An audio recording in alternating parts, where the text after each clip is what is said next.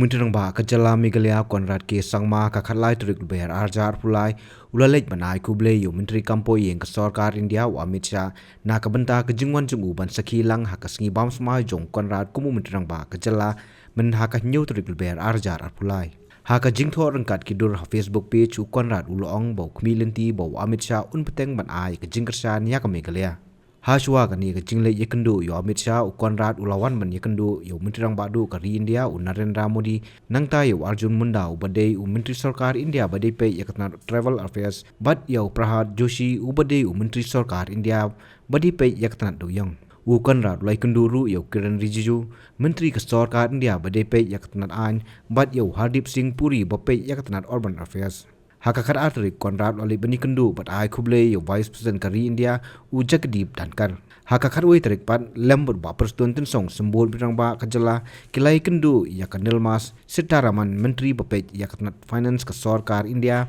bat haswa kani kilai bani kendu ya ka president kari India kadra u padi marmu. Well, CM and myself we were in Delhi these few days back, and as courtesy we met the honorable president.